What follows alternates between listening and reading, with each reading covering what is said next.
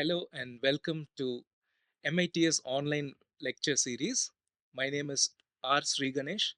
I'm Assistant Professor at the Department of English and Foreign Languages, Madanapalle Institute of Technology and Science.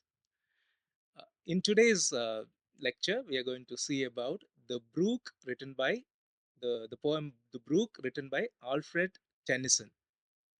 So this is a part of the communicative English course from JNTU Anantapuram.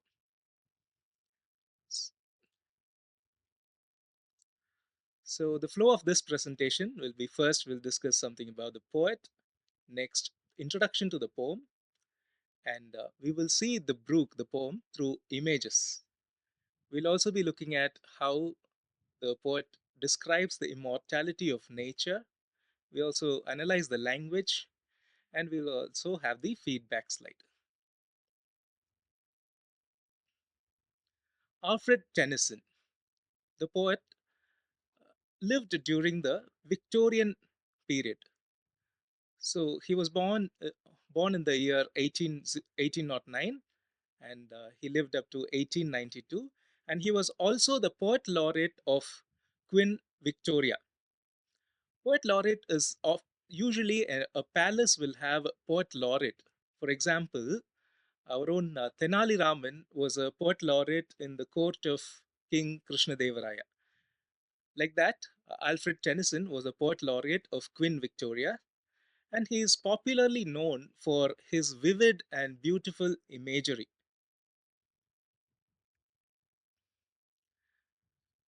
We'll move on to the introduction.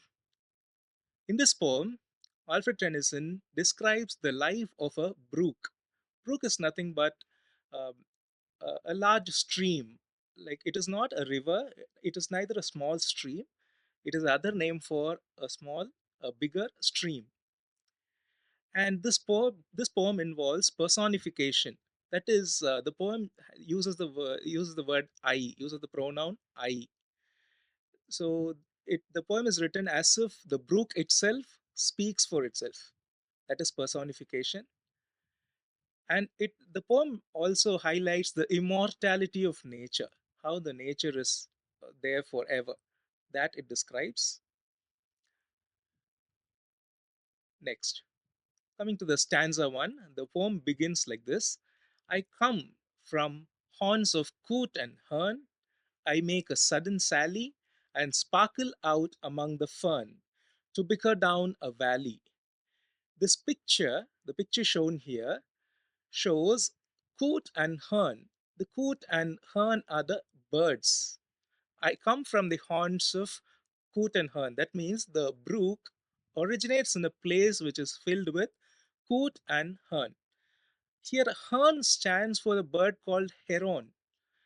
But since heron can be, if it is heron, the poem will not rhyme with the word fern. So, in order to rhyme with the word fern, the poet eliminated the letter O, and it is hern, coot and hern. I make a sudden sally. Okay, it makes a sudden appearance. The river makes a sudden appearance, and it sparkles out among the fern.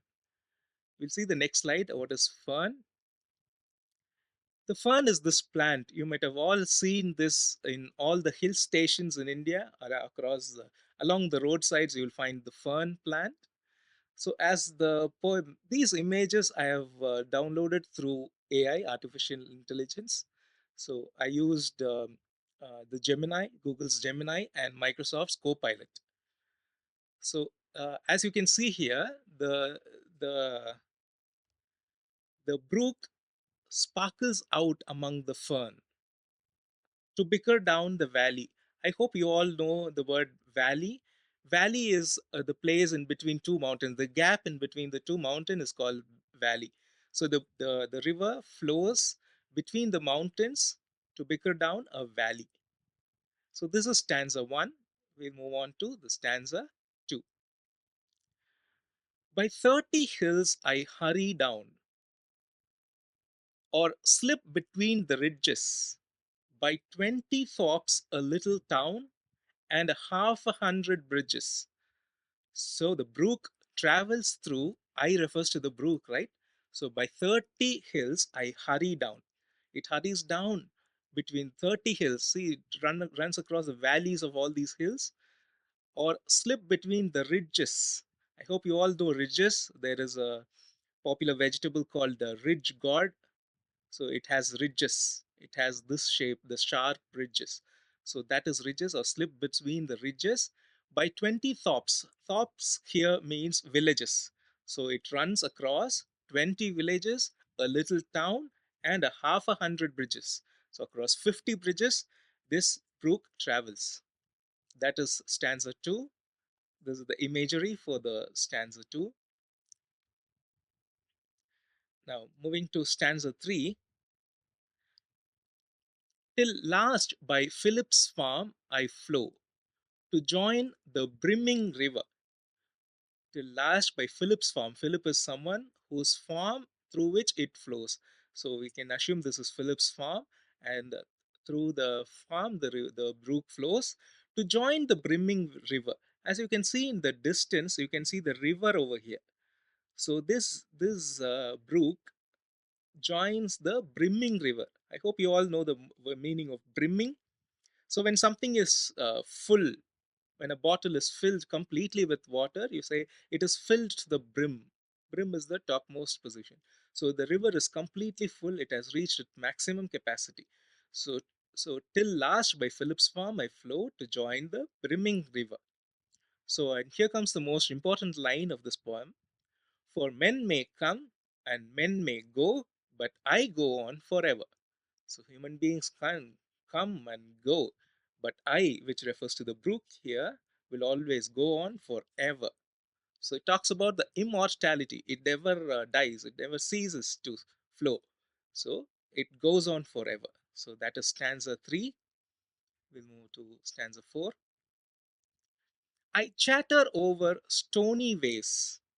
As you can see, there are stones here. It chatters. You all know the meaning of chatter. So it makes the noise, the chatter noise, over stony ways in the little sharps and trebles. You know, sharps and trebles also you might have heard them in musical instruments or music.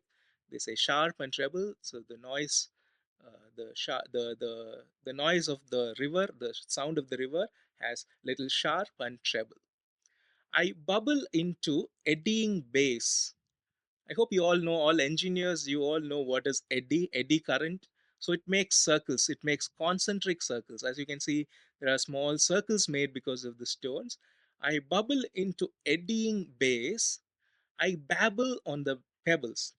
So babbling also, you know, the babies babble, the sound of the babies are called babble. So it babbles across the pebbles. Pebbles, you know, the soft stones you might have seen in the rivers. So it babbles on the pebbles. So we'll move on to stanza 4, stanza 5. With many a curve, my banks I fret. So through many curves, it frets through the banks. You all know what river's bank is. The side of the river is called a bank. So it curves through. It has a many curve through its banks, and by many a field and fallow. So it runs across many fields, like the Phillips farm. It runs across many fields and fallows, and many a fairy foreland set with willow weed and mallow. So you all know what is weed. Okay, these are kinds of weeds and mallow, the flowers you can see in the picture.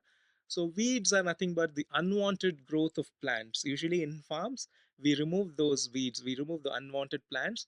So the kinds of weeds that are found in British landscape is willow weed and mallow.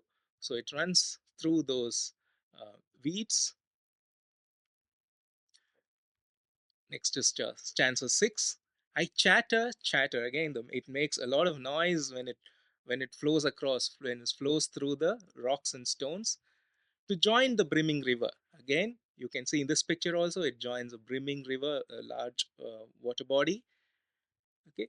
Again, the line repeats. For men may come and men may go, but I go on forever. Despite the human beings come and go, but the brook, I go on forever. So that is stanza 6. In the next stanza, I wind about and in and out, with here a blossom sailing, and here and there a lusty trout, and here and there a grayling. I wind about. I wind. What is winding? You can see wires wound around a stick. Okay, winding is the rotational movement. So I wind about. It circles across the stones maybe, and in and out, with here a blossom sailing. Blossom is nothing but the flowers there. So you can see flowers sailing, the withered flowers. It sails across the brook, and here and there a lusty trout, and here and there a grayling. These are two kinds of fish. So you can see the varieties of fish in this picture. So they are called lusty trout and a grayling. So that is stanza 7. In the next stanza, and here and there a foamy flake. What is foam? Foams are many bubbles together, joins to form a foam. Usually, when you apply soap, there is a lot of foam there. So you can see in the picture also some foamy flakes upon me as I travel, and here and there a foamy flake upon me as I travel. So there are a lot of foamy flake upon it, that is above it, on it, with many a silvery water break. So silver, it because of its, if the light reflects on the flakes, it becomes silvery in its color. So with many a silvery water break above the golden gravel. So gravels, the golden gravels is found below the surface of the brook. So under the brook. So the river is flowing above the golden gravels, and draw them all along and flow to join the brimming river. So it is taking the golden gravels all along and flow to join again the brimming river, as you can see in the picture again. So for men may come and men may go, but I go on forever. The next stanza, I steal by lawns and grassy plots, I slide by hazel covers. So it goes through the lawns, grassy plots, it slides by hazel covers. I hope you all know hazelnuts. Hazelnut is a type of nut which is found in the Western countries. And you might have heard about many chocolates like Ferrero Rocher, Kisses, Hershey's Kisses. They are all made with hazelnuts. So consider this is the hazel tree. So in this picture, I slide by hazel covers. Hazel cover means it covers it. That means under the shade of hazel tree. I move the sweet forget-me-nots that grow for happy lovers. So forget-me-nots is the blue colored flowers, as you can see in this part. Okay, I move the sweet forget-me-nots that grow for happy lovers. There is a interesting German folk story that that is how this flower is named after. Forget-me-not. So the German folk goes like this. So a night after the war, he comes to meet his lover. So the lover and the knight goes near the river, and the knight collects the soldier. He collects the flowers nearby, the blue colored flowers nearby. He collects it. When he collects it, he slips and falls into the river. So and as the river carries him, he knows that he won't survive, but his last message, he throws his flowers that he collected towards the lady, towards the lover, and he says, forget me not. So that means please don't forget. So that is the folk story behind it. So that's why the flower is also called forget me not. I move the sweet forget me nots that grow for happy lovers. So in the next stanza, I slip, I slide, I gloom, I glance among the skimming swallows. Skimming swallows are the kinds of birds which skims. I think everyone would have understood the meaning of skim. It is there in the first unit reading. We skim means we don't go in deep into a text. We just read it in a surface level. So skim is reading into the surface level. Here, skimming swallows means the bird which just touches the water, just the levels of the water. It doesn't go inside the water. It doesn't travel above the much above the water. It just touches the surface as it draws. As you might have seen, the dragonflies, it just touches the water and runs. You might have seen dragonflies during the rainy days. It just touches the water once and goes like that. Skimming swallows are birds which flies close to the surface of the water.